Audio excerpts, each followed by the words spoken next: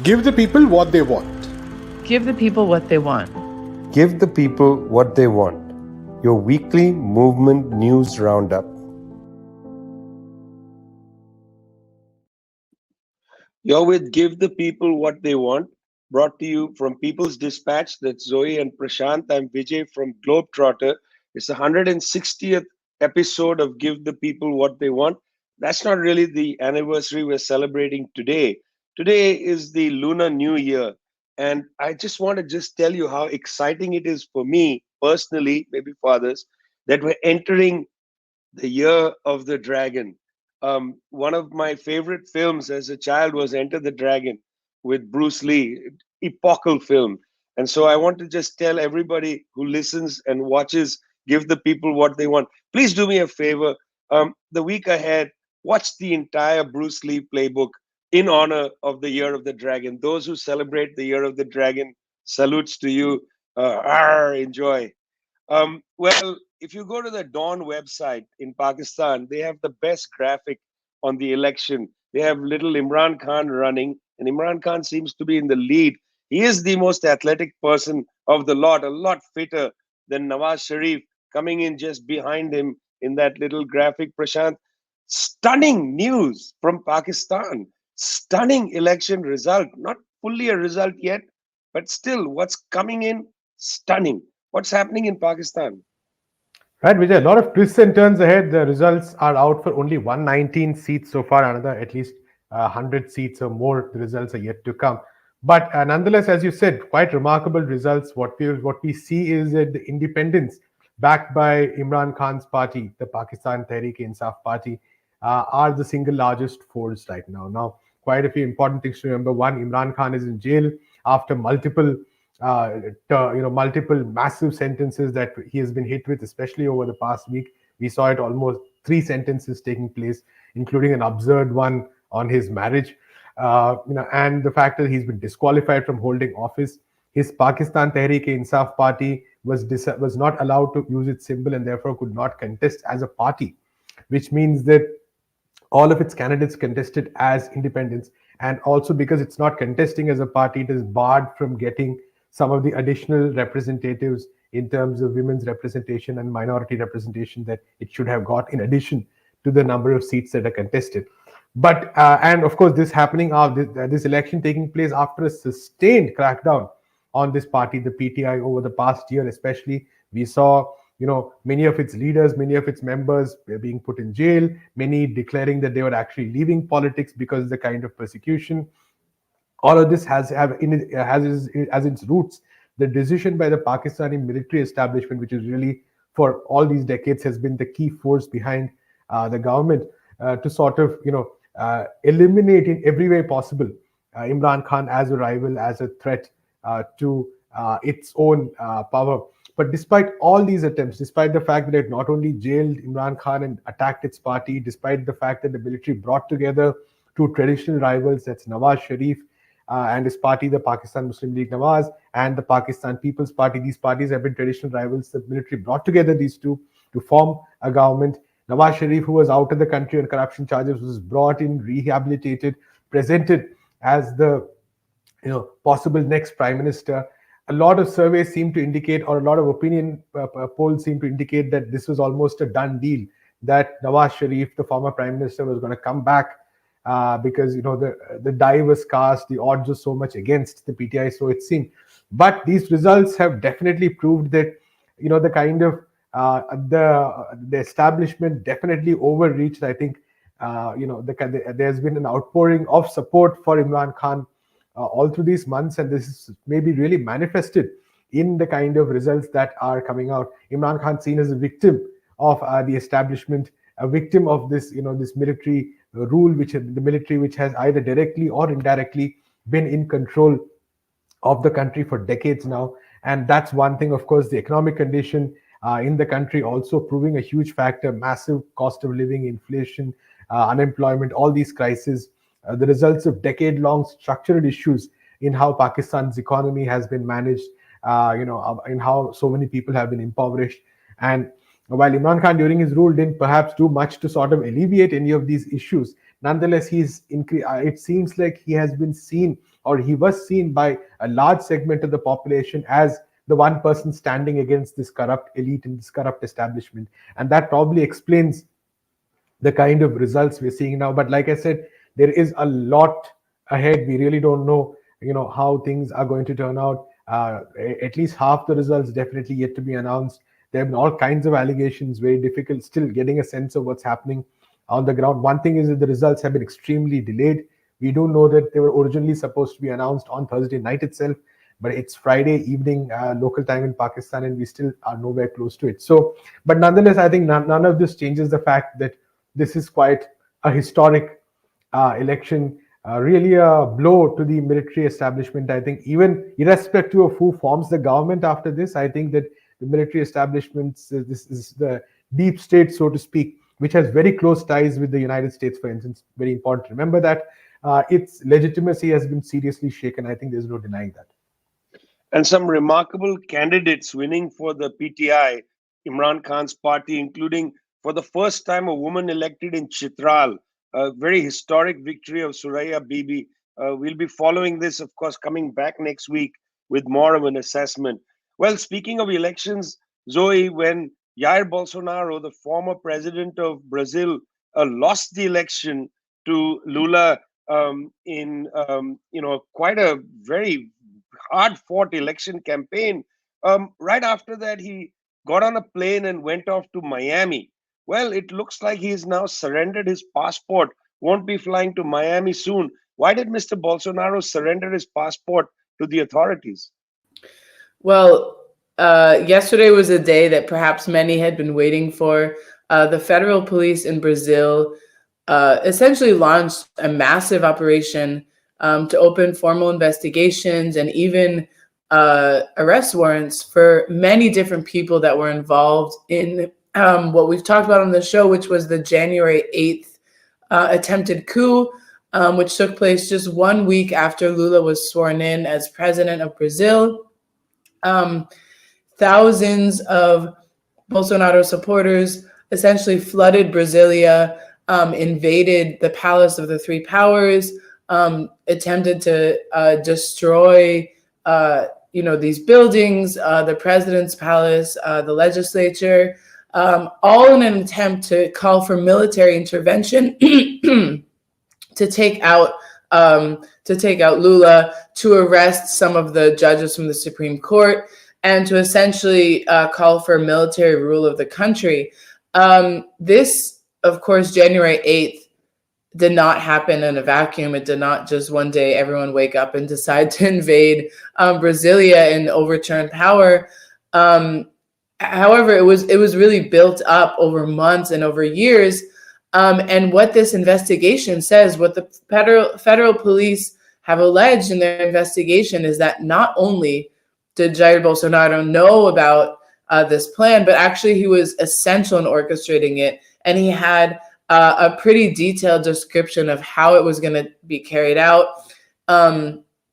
We know that there were several different moments where they wanted to actually carry this forward. There were attempts to do this before Lula was sworn in.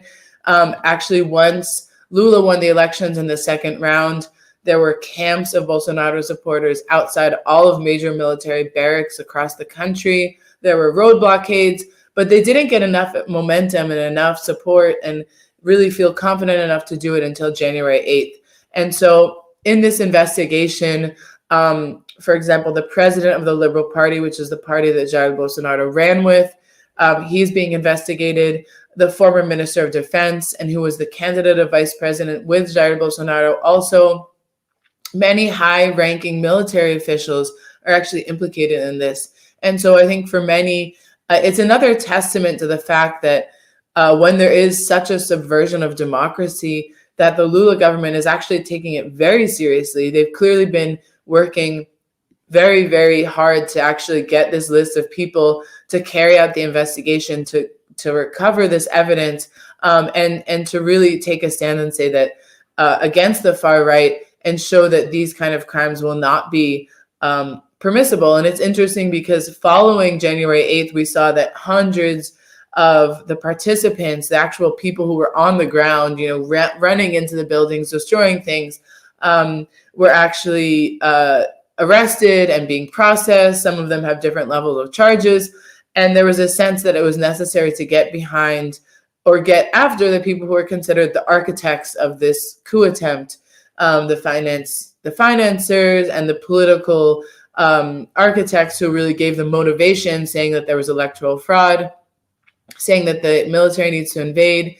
And that's essentially what they've done in this case. And we always have the parallel of January 6th in the United States. Of course, we're going to see Trump on trial today for this many, many years later, and really more in a political move than really about bringing forward justice. But that's a whole other story. It's another story, but it's in a sense the same story, because the question is elections, fraud, impunity, and so on. We're going to come back to that in the second half of our show, where we're going to deep dive into Senegal, into Colombia, and into Haiti. All of them, all those three stories about exactly this, Zoe: elections, impunity, postponements. Where is democracy? We'll come back to that. Let's spend a few minutes on Gaza. The reason I want to get to Gaza, of course, is that, well, we know that the war against the Palestinians, the bombardment continues. It's not ended. But there's been an interesting development in the discussion about what Israel has been doing in Gaza. I think that bears some reflection. Recently, in the New York Times, of all places, the UN Special Rapporteur on the right to adequate housing, Balakrishnan Rajagopal, wrote a very, very good piece. It's very interesting that this is published in the New York Times, which also did a long story on what Balakrishnan Rajagopal wrote about. Balakrishnan Rajagopal, as the UN Special Rapporteur on Right to Adequate Housing, accused the Israeli government of what is now called domicide. In other words, domicide, the domicile, the place where you live, side, the death of where you live. It's a very interesting article because Mr. Rajagopal goes over how domicide has become an instrument of war. And in fact, I don't think it's become an instrument of war. It has been for a very long time an instrument of war. I mean, we can think of the old medieval attacks on cities where the whole city would be razed, when, let's say, the medieval forces came in and destroyed their opposition. It's not a new thing, but the technology has enabled the mass destruction of modern housing. It's important for people to recognize, before I get to the numbers, that in most parts of the world, a house is a home. There's an emotional resonance to it, but also a house is your equity. It's in fact generational wealth. It's the wealth of a people. You talk about inheritances of middle class, lower middle class, working class people. The main inheritance they have is not a bank account with a lot of cash in it. For God's sake, there is no liquidity for more than half the world's population. They don't have access to liquidity. What they have is the place to live, which is then inherited over time. And the house as an economic resource is very important. Now, the figures that have been put out there by the United Nations, in fact, quite now reasonably accepted, studies done of using satellite imagery of the destruction in Gaza, northern Gaza. This is the area north of Khan Yunis. 82.9, let's just call it 83% of all buildings have been destroyed north of Khan Yunis. 83% of buildings have been destroyed. Now, it's important to remember some of these buildings were destroyed not by aerial bombardment or by shelling, but in fact by deliberate demolition. Israeli forces going to these buildings, putting explosives and bringing the buildings down. There are myriad videos of this available, made by Israeli soldiers and put online. There's no contesting the fact that this is happening. So north of Khan Yunis, about 83% of all buildings, regardless of the status, hospitals, schools, etc., but also residential buildings, wiped out. In all of Gaza, 60% of buildings have been destroyed. Now, that's more than half the buildings in all of Gaza. Right now, 70,000 homes have been destroyed. They cannot There's no possibility of rebuilding them. They've been wiped clean. 300 in addition, 300,000 homes in addition have been badly damaged to the point that they need to be brought down and rebuilt. That's 370,000 homes destroyed in Gaza. 650,000 people. I think this number is in fact needs to be looked at. It's a very low number. 650,000 people rendered houseless. I don't think this is accurate. If 300,000 homes have been destroyed, it's unlikely that there's only two people per home. I think we're close to the 2 million mark here. The 2.3 million Gazans, I think we're close to the 2 million mark here. This is a very serious issue that has been put now on the table. Just yesterday, Antonio Guterres of the UN held a press conference where he said quite directly, he said half of Gaza's population is now crammed into Rafah. They have nowhere to go. They have no homes and they have no hope. This is actually something that the South Africans had put on the table in their case for genocide in Gaza. The International Court of Justice came back and said there's plausible evidence. One of the pieces of evidence there was Domicide. We're going to keep a look on that. You're with Give the People What They Want, brought to you People's Dispatch. Zoe Prashant, I'm Vijay from Globetrotter. This is a year of elections, major elections around the world. Already in Bangladesh, already in Pakistan, many more to come. India, Russia, Venezuela, all going to elections. But it's interesting. We're going to go to places where elections have been postponed. Macky Sall of Senegal, what are you up to, Mr. Sall? Prashant, why have the elections in Senegal been postponed? This is a year of elections. Outrageous. What's going on? Well, at least Macky Sall seems to indicate that he will hold the elections this year, but maybe in December. That's a big maybe, though. But it's, I think, a very significant development what Macky Sall has done, because the elections were supposed to be held in February. He announced the deferring of the elections even just a few hours before the official campaign was about to begin. And I think very important to note that at the heart of this is the fact that Macky Sall has been an extremely unpopular president, huge protests over the past few years. Of course, multiple aspects to these protests of the economic situation, but also very important to note the sense of discontent people have had with Sall as an agent of French imperialism. There's a very strong belief, a very strong conviction among people, not only in Senegal, but across the region, that Sall has been one of the key, one of the main collaborators of the French, and that has also spurred the protests against him. And Sall has responded by taking every action possible against his opponents. Very notably, last year, Ousmane Sonko, who was a very popular leader, was imprisoned on quite strange charges, which were later read down by the court. He's still in jail. He's been disqualified from contesting for the presidential election. Another key candidate was also disqualified from the election, another opposition figure as well.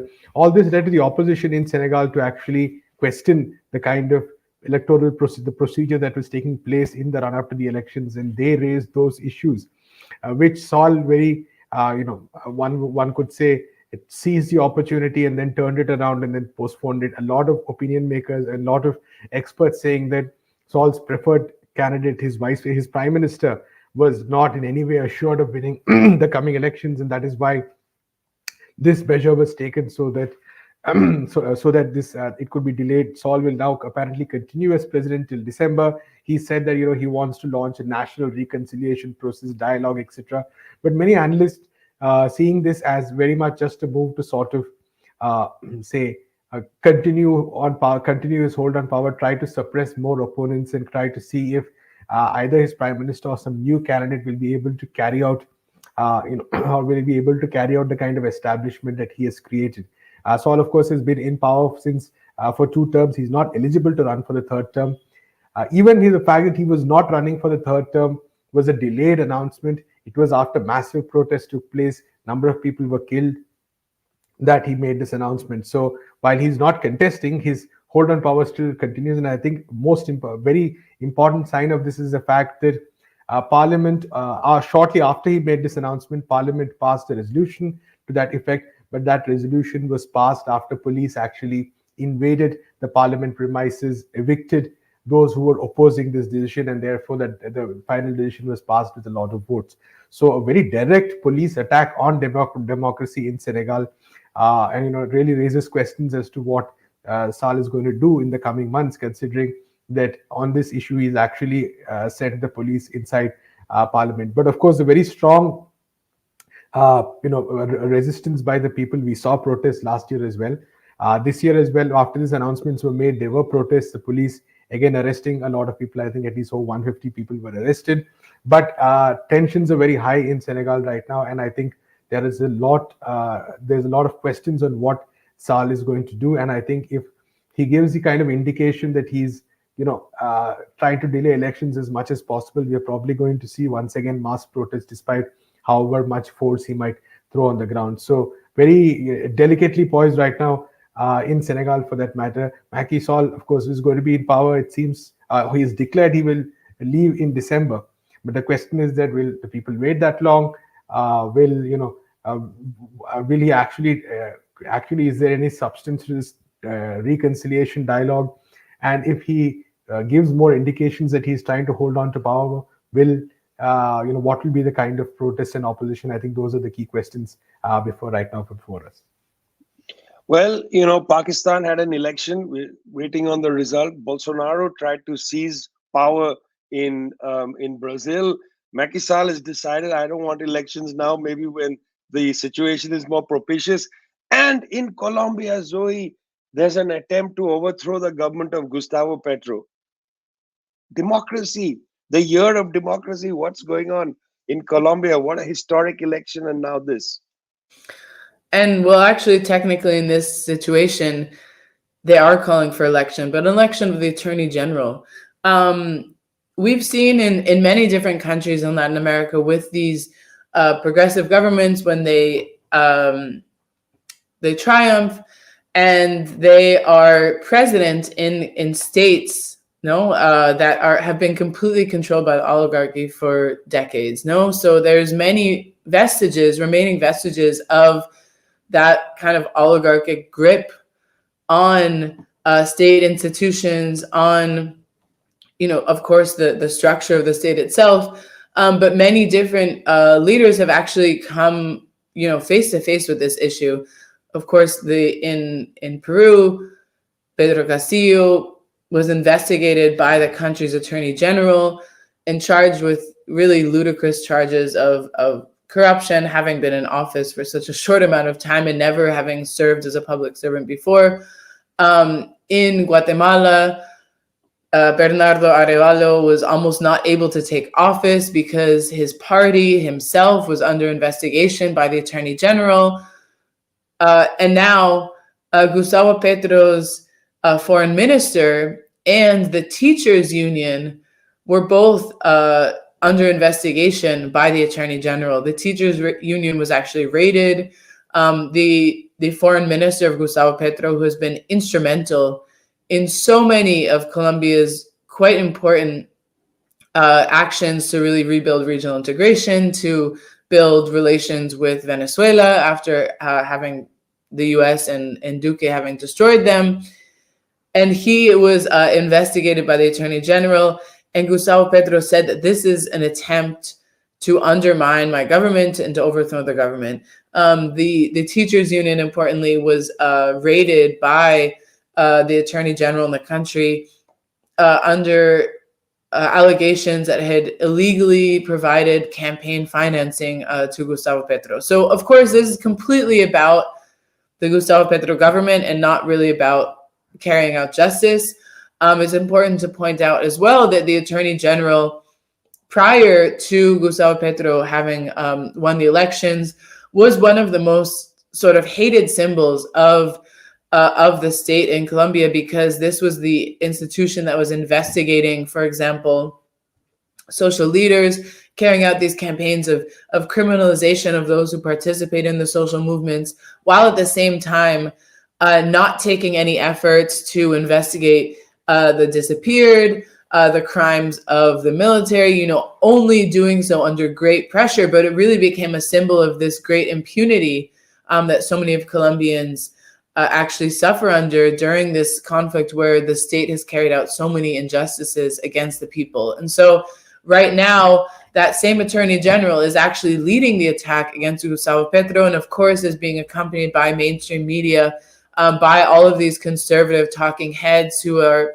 occupying the main newspapers and main TV stations in the country, who have been Gustavo Petro's rivals since the get-go. Vicky Davila, Semana magazine, all of these different instruments have just been attacking Gustavo Petro's government. And his response to the raid on the teachers union, to the investigation of his foreign minister, has been to say, okay, the term of this Attorney General Barbosa, who again has been a thorn in the side of not only his government, but of course the movements of the people in Colombia, his term ends on February 14th. Gustavo Petro had presented a list of possible replacements for him back in August. These and he's alleging now that these replacements have not been considered, and that they're trying to essentially swear in a new attorney general who's, again, very close to Barbosa. And he's saying there should be elections, there should be a more open and free process to actually decide who is going to occupy this role. So it's become this point of tension and this point of conflict between the old established powers and, of course, the executive. And so he has sounded the alarm that this is an attempt to destabilize his government. There was a call by civil society yesterday to take the streets in defense of Gustavo Petro's government. We've seen this before, that instead of waiting to get to this very critical point, Gustavo Petro has seen what's happened across the region, has seen what's happened in history in Latin America, and said, what's important is that the people are on the streets defending the government and feel like it's their project, so the government is not left alone. And so it's interesting how he keeps calling on citizens to come to their consciousness and defend the government as it is a people's project. So there was massive mobilizations yesterday in major cities in Colombia, but of course this conflict is going to continue.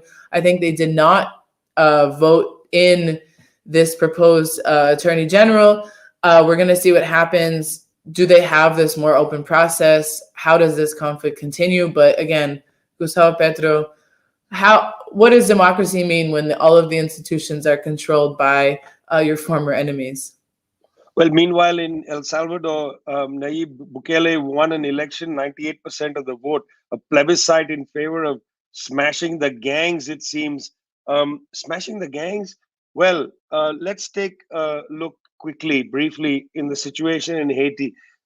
Haiti has actually not had elections, postponed twice, one 2019 and then again in 2023. The very famous massacre that killed the former president, Jovenel Moïse, in July of 2021. A caretaker president comes in, Ariel Henry. Mr. Henry, with no mandate, there's no sitting Senate, there's no sitting government actually with a mandate in Haiti right now. 20% inflation of food goods, lots of people dissatisfied, and a government really that has not been trying to move an agenda to bring back democracy. What is Mr. Henry afraid of? Well, he's afraid of the fact that coming out of the streets of Haiti are a very interesting mishmash of political forces, including returning from 6 years in prison, Guy Philippe. Guy Philippe may not be well known to people outside Haiti. He is extremely well known in Haiti. Mr. Philippe walked around Haiti in 2016 before he was picked up by the United States in a Che Guevara T-shirt. People said, "Oh well, maybe he's a person of the left." In fact, Mr. Guy Philippe was the one who orchestrated the coup in 2004 against Jean-Bertrand Aristide, a very mercurial, complicated figure, picked up by the United States on drugs charges. The gangs, with their grip on Haitian politics, cannot be underestimated. The people of Haiti seem to be struggling to find a path out of this particular logjam between a government which is not elected and various gang kind of formations. that are very dangerous and themselves have various forms of popularity because they come from the streets, unlike Mr. Henry coming from in a way the elite. But there's no real easy choice for Haiti. It's in a tough situation. The fear is that Mr. Bukele's massive victory in El Salvador is going to encourage other leaders across Latin America and in the Caribbean to use armed force against the gangs. Already, the armed police in Haiti been killing people with impunity, with the idea that this is going to allow the state to take back, parts of the country which had been lost to them. This is the Bukele strategy, very dangerous strategy, might be adopted by others. We're going to come back and look at a lot of this stuff at your favorite show, Give the People What They Want, brought to you by People's Dispatch. That's Zoe and Prashant. I'm Vijay from Globetrotter. See you next week.